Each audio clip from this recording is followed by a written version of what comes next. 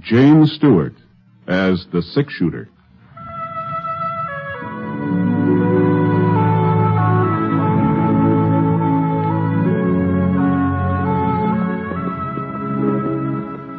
The man in the saddle is angular and long-legged. His skin is sun-dyed brown. The gun in his holster is gray steel and rainbow mother of pearl, its handle unmarked. People call them both the six-shooter.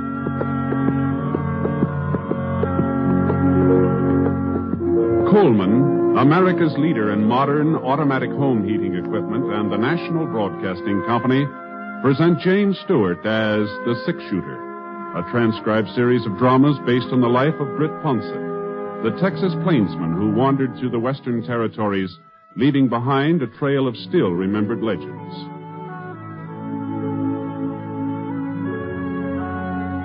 Now, in just a moment, immediately following this important announcement, you will hear Act One of The Six-Shooter. Last year, thousands of Americans who tried to get away with carelessness on the highways were killed or permanently injured in traffic accidents. And remember, accidents don't always happen to the other fellow. Unless you are meticulous in your observance of the rules of highway safety, you and your loved ones are vulnerable to the menace of traffic accidents. Every motorist should take an active role in supporting the safety movement in his or her community. Encourage driver training in your high schools. Teach your children the rules of safety on the highway. Remember, the life you save may be your own. Now, Act One of The Six-Shooter, starring James Stewart.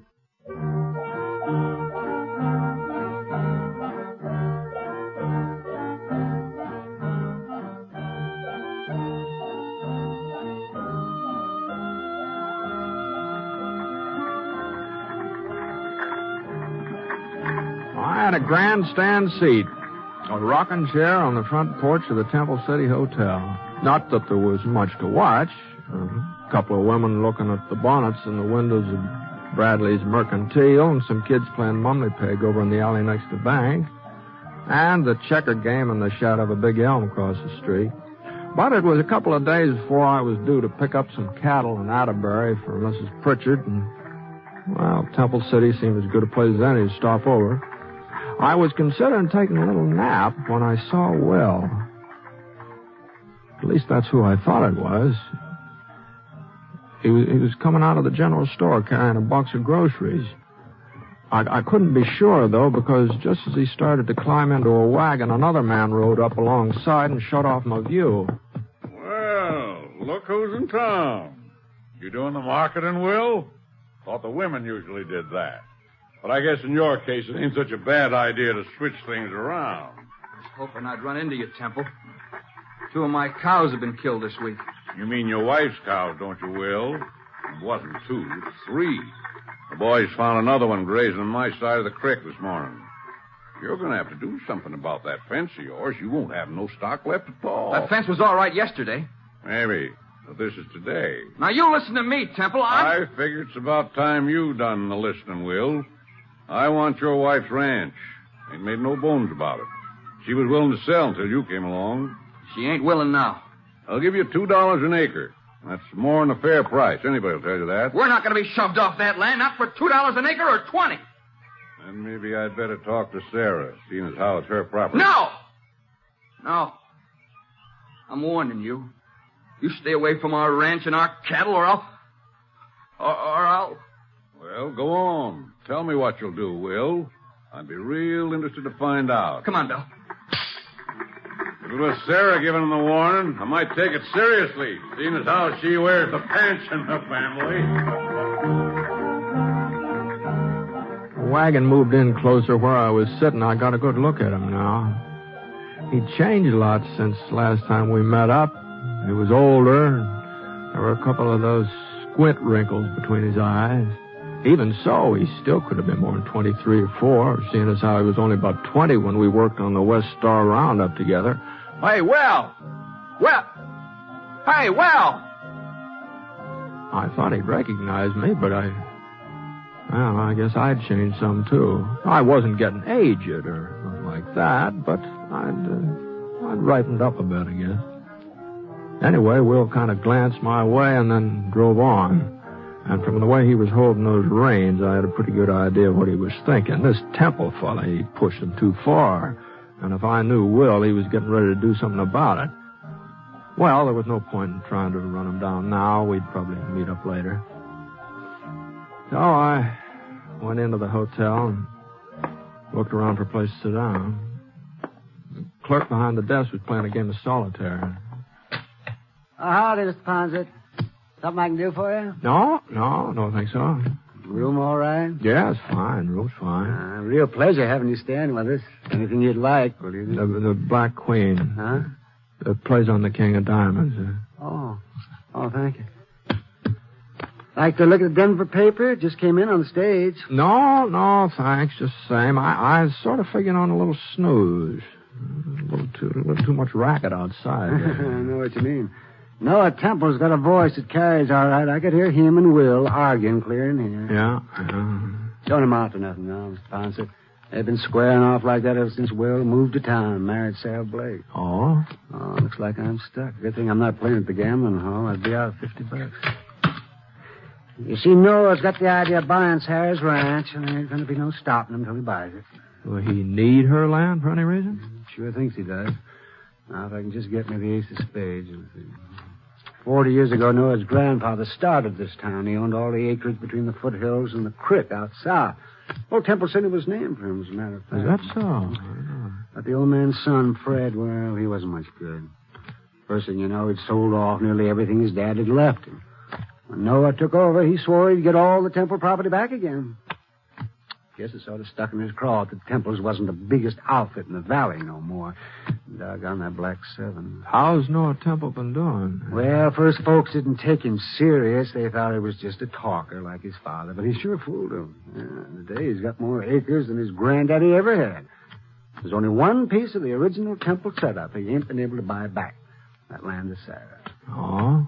Sure was a surprise when Will wouldn't let her sell it.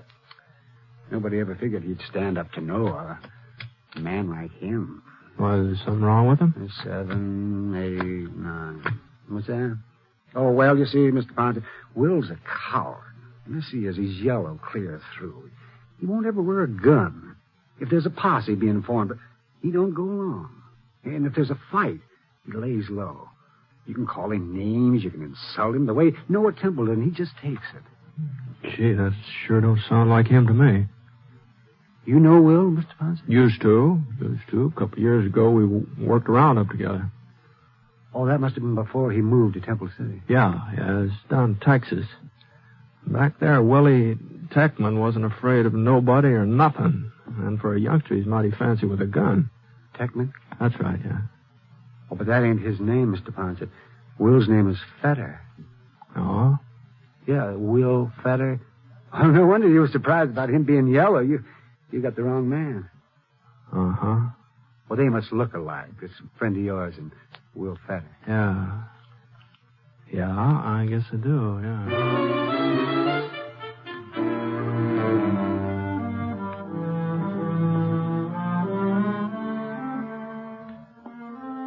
I went upstairs to my room, started to pull my boots off, you know. It's funny, I hadn't been doing anything but sit all day, and my feet hurt worse than I've been walking 20 miles. Oh.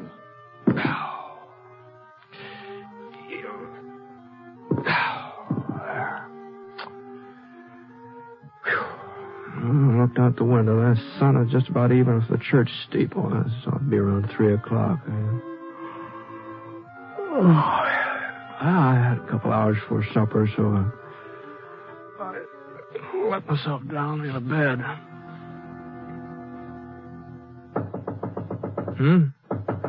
Yeah? Yeah. Well, come on in. Mr. Ponset? Oh, excuse me, ma'am. I didn't know it was a lady. I'm sorry to bother you, Mr. Ponset. Oh, not at all. I wasn't exactly what you'd call busy. Won't you sit down here? Thank you. Here, wait, I'll get those boots out of your way.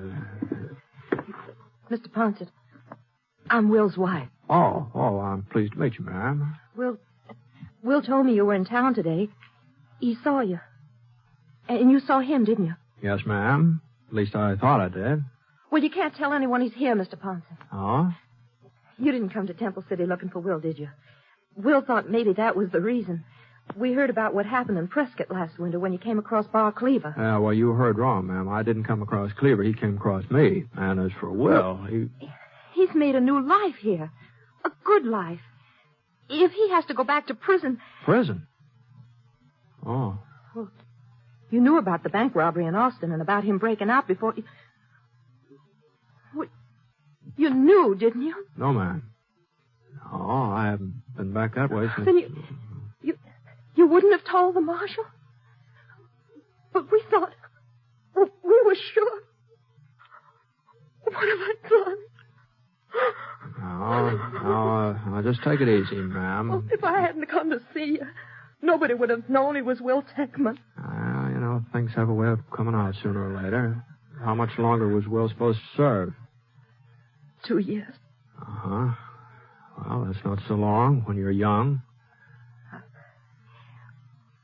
We're going to have a baby, Mr. Ponson. But I almost wouldn't want to have him if he was going to grow up knowing his father'd been in prison. Why should Will have to go back? Why? Well, I guess maybe you'd better ask the judge who sentenced him, ma'am. What I mean is they say it's so a man will live a decent, respectable life when he comes out. And Will's already living a decent, respectable life. He works hard. He never makes trouble for anybody. He doesn't even wear a gun, and he promised me he never will. Was that your idea, not wearing a gun? Before we were married, he told me about the trouble in Austin and how he broke out of prison. I suppose I should have made him go back. But I was so much in love I couldn't. So I asked him to give me his word he'd never use a gun again. Never even carry one. Well, it must have been kind of hard on a fellow like Will to keep holding himself back that way. It hasn't been easy. I've heard what men like Noah Temple call him. But Will takes it. He's kept his word. This fellow Temple, the way he and Will were going at it today, it sounded like they were heading for trouble. Won't be anything serious. Will just doesn't want us to be pushed off of the ranch. You can't hold that against him. No, there's not. Then you won't tell the marshal over in Atterbury? Or anybody? Well, I don't imagine Marshal Sanders would like me mixing into his business. This is his district. I guess he can take care of it. Anyway, he has so far. But now, look here, Thank you, Mr. Ponson. Well, Thank now, you. Now, and thanks for Will, too. Wait, just wait.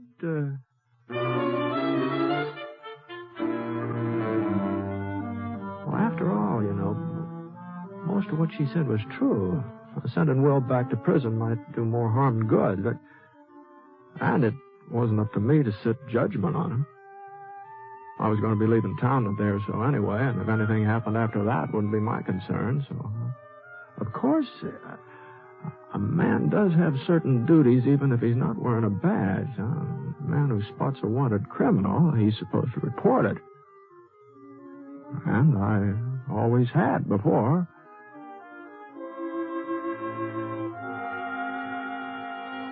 I scraped some of the mud off my boots and washed my face, put on a clean shirt, and went downstairs into the lobby.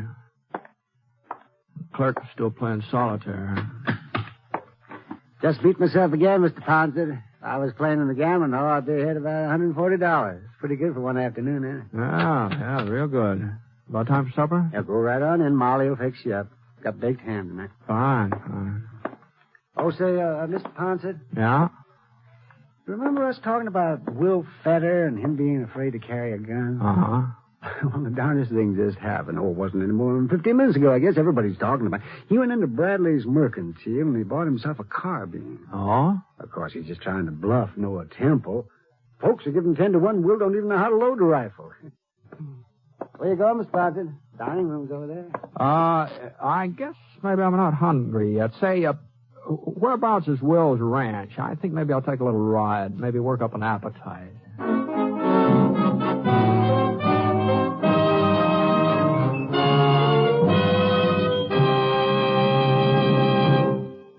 We'll return to James Stewart as the six-shooter in a moment. First, a word from Coleman, America's leader in modern automatic home heating equipment. When winter comes, does your house shrink like this?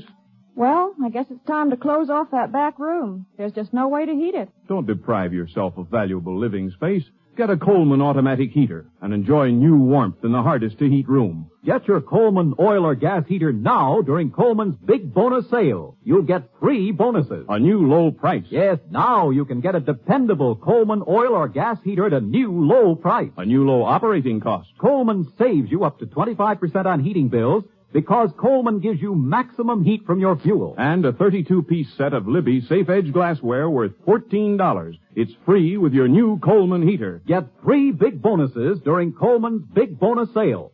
The sale is for a limited time only, so see your Coleman dealer tomorrow. Look for his name in your telephone directory. Remember, comfort costs so little with a Coleman.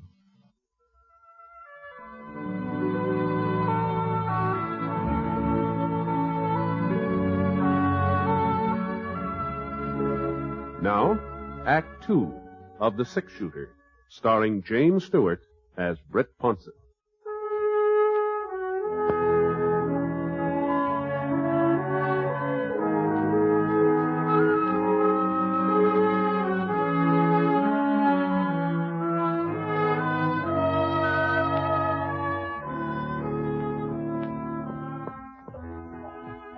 Fetter Ranch was about 2 miles south of town, and from the outside looked neat and comfortable, well kept up. The ground stretching out behind it was good grazing land, though it was worth at least $5 an acre, maybe more. I tied Scar to a cottonwood in the yard and walked up to the door.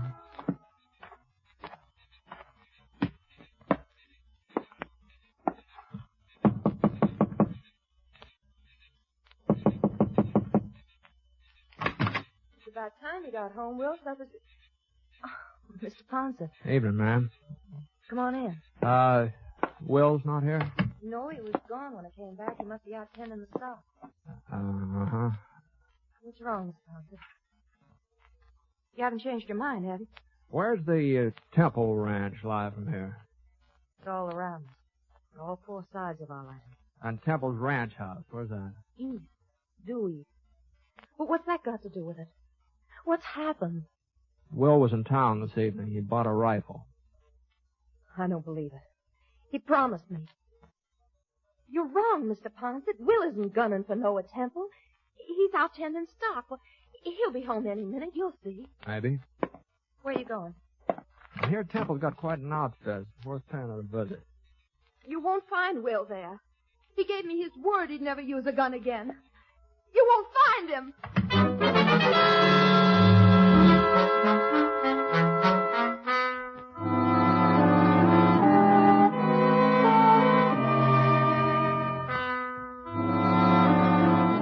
I headed due east for about a quarter of a mile, and when I came to the edge of Will's property, I saw a sorrel tethered to a fence post. Looked like Will had decided to go the rest of the way on foot, so I climbed out of the saddle and looked around. There was a big break in the fence, but the cattle hadn't made it. That barbed wire had been cut. And there were 4 heifers and a couple of steers lying just over the Temple boundary. Well, there just wasn't much question about it. They'd been shot. So I crawled through the opening and went right past a big sign that said, Temple Ranch, trespassers will be shot. I found some footprints. I figured they were Will's.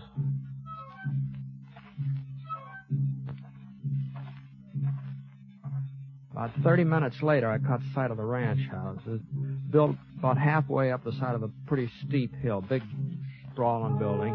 There was a light inside, and I could just barely make out Noah sitting at a desk working on some papers. But where was Will? He had plenty of time to get here.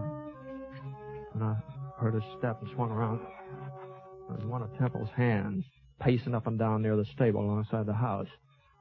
The way he was holding the rifle, it looked like an army sentry instead of a cowhand. All of a sudden, he gave a little gasp. I saw a shadow tighten around his throat. The sentry went down, and there was a struggle. Not very noisy, though. Not noisy enough for Temple to hear it. And then everything was quiet. The shadow stood up. It was Will Tackman. He was inching his way toward the house, toward the window where Temple was sitting. I came up behind him. I pulled out my gun. He was starting to aim his rifle. Will. Drop it, Will. Yeah. I might have known you'd turn up. Give me your rifle, Will. Could get off a shot. At me, but not at Temple. Temple gets our ranch and I go to prison, is that it? We'll talk all about that as soon as we get back to your place. Now, come on.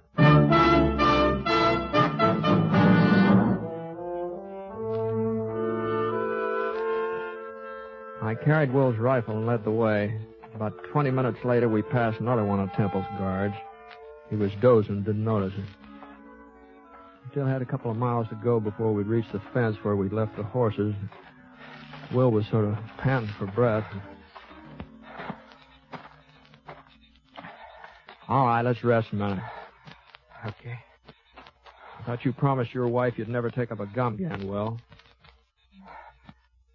Mr. Ponset, You see them dead heifers over by the fence? Yeah? Had a bout wipes I heard of. I found them. I had to do something. As long as you knew who I was anyway, as long as I was going back to prison, I had to fix it so Sarah wouldn't have the ranch taken away from her. You wouldn't think a piece of land would be worth everybody getting so excited about. I've been shoved around, Britt. Ever since I was a kid, I've been shoved around. Even when I held up the Austin Bank, I wasn't the one who... The one who what? Nothing. Since I married Sarah, well, I've had to take a lot that other men wouldn't put up with because of her and because of her knowing what I was. This thing with Temple got under my skin. I made up my mind to stand up to him. A man's got to take a stand sometime, somewhere. Oh, I'm sorry, Will, but... Hey, what's that? Get down, Will. Yep. We've got you dead to rights, brother. Trespassing. I ain't alone, Temple. Britt Ponset's with me. Ponset? That's right, Temple. I might have known Feder wouldn't come alone. Well, I guess 4 of us can take care of 2 of you. He won't be much use to you, Ponset. Not enough fight. Okay, boys, move in. I could see one of his boys firing from behind a tree behind us. So I aimed at his arm. And the bullet hit him on the shoulder and he lurched forward. That meant only 3 of them now, but they were closer. Will still didn't say anything. He was waiting for me to make the next move. I tossed him the rifle. Thanks, Britt. He got to his knees and started across a little clearing. He was still all right when he died behind a boulder.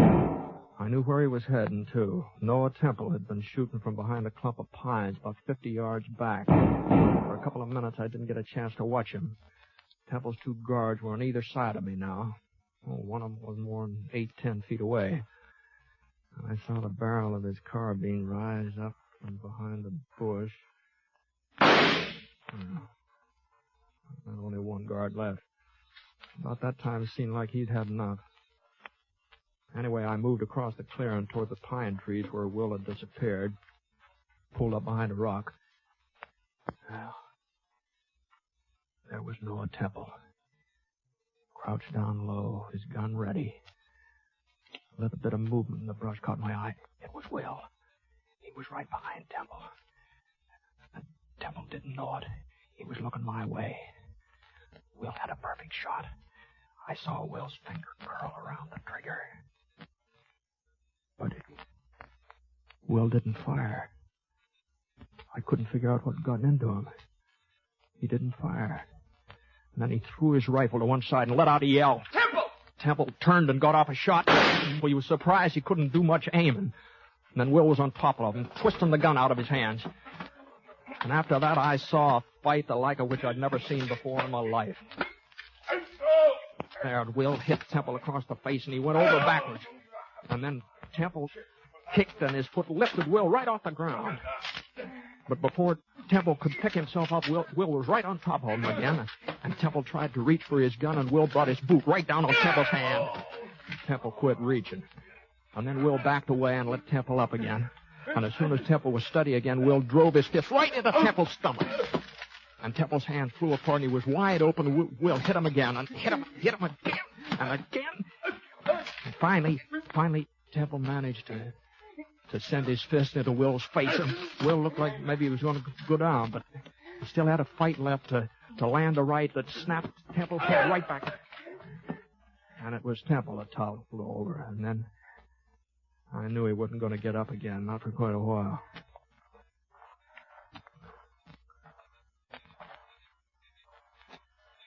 Feel better, Will?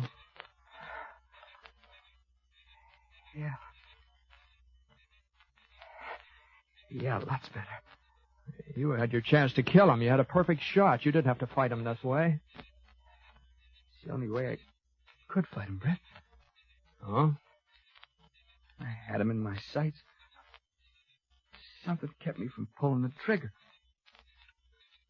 Maybe you'll think I'm crazy, but I kept remembering what I'd promised Sarah. That I wouldn't use a gun again. I couldn't pull that trigger, Brett. I just couldn't. Uh-huh. Well, let's see if we can't get Temple here to a doctor. You know, it looks like he needs one.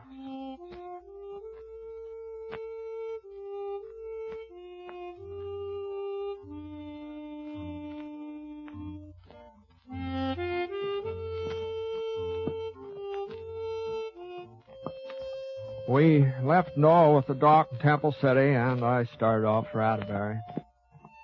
I've made up my mind to tell the marshal about Will, all about him. Sarah and Will, they agreed. They think I should, too. But then again, the way I see it right now, the state of Texas is looking for a gun-toting bank robber named Will Techman, and I just don't think Marshal Sanders would be very much interested in a law-abiding rancher who's called Will Feather.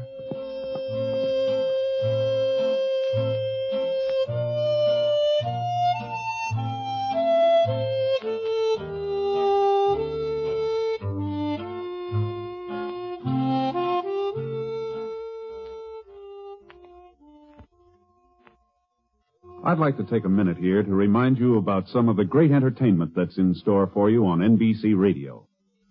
Now, for most of us, Monday evening is a time to relax, sit back, and take it easy. NBC had exactly that in mind when they designed their Monday night of entertainment. You'll want to listen to the delightful music of the Railroad Hour as they resume their fall schedule of popular operettas that have entertained for so many years. Gordon MacRae will be your host and star, and during weeks to come, you'll have many charming guest stars to add to your listening pleasure with their famous voices. And you'll want to relax to the melodies of the Firestone Orchestra and Chorus under the direction of Howard Barlow on The Voice of Firestone. Another great Monday night favorite is the Telephone Hour, with its wonderful program of music directed by Donald Voorhees. Yes, every Monday night, hear these three fine musical programs on NBC Radio.